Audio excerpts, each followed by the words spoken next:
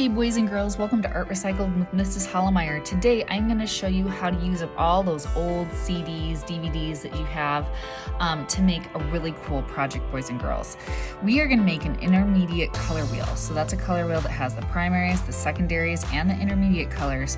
We're going to learn how to blend paints on the CD. I tell kids that often they know the ingredients for intermediate colors or secondary colors, but they don't know the recipe. So in other words, they don't know how much of each color it takes, for example, to get an intermediate color. If you don't know what the intermediate colors are, they're colors like yellow-green or yellow-orange. They're colors that are made when you mix a primary with a secondary color. Most of the time, I teach this lesson to my third graders and up. This is a great lesson where you could also do a value scale if you wanted to. So this is a value scale showing how white goes from black or even white to a color to make different tints and shades. For example, in this one, we have grays. This project is great if you can make a whole bunch of CDs with a class. You could glue them together like this to make an installation piece and keep them growing.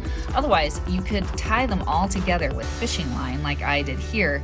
And as you can see in this upcoming picture, I've hung all of these from the ceiling of my classroom and they make a beautiful decoration.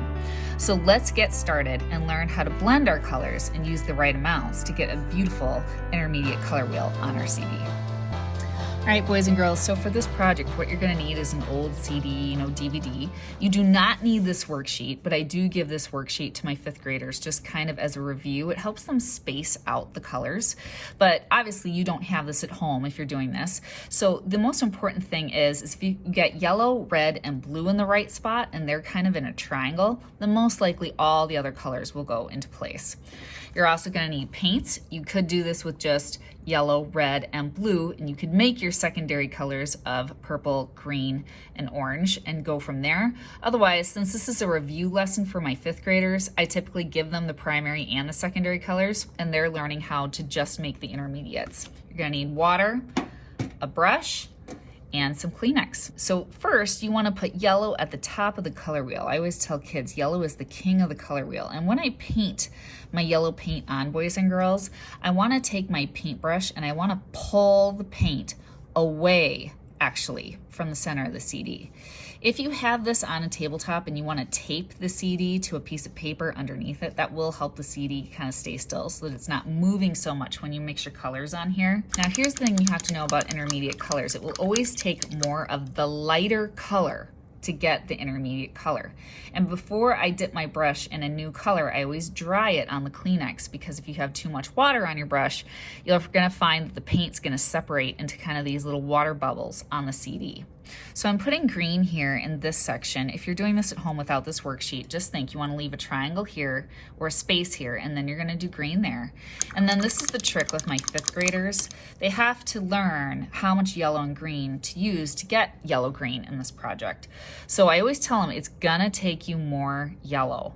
So we bring green kind of to the center of the yellow-green section like this, but when they bring yellow in, that green is gonna want to overpower it. It's a darker color. So when you're mixing intermediates, I always tell them bring the lighter color in, and as you mix, that green, that dark green might overpower your yellow. If it does, you wanna rinse your brush. As you can see, I'm kind of over mixing now and that dark green's kind of taking over. And you want to dip your brush in the lighter color again and then take it and put it over it again like this. And as it mixes, now I have that beautiful yellow green that I want.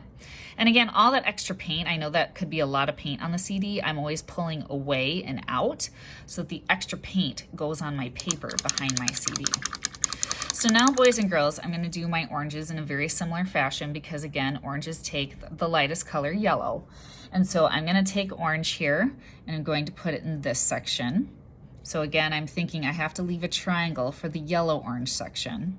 If my fifth graders do end up getting too much paint on the CD or they end up messing up and they get frustrated, I just tell them the beauty about doing this on a CD and not paper is that you can just go to the sink, get a wet paper towel, and wipe the paint right off of the CD.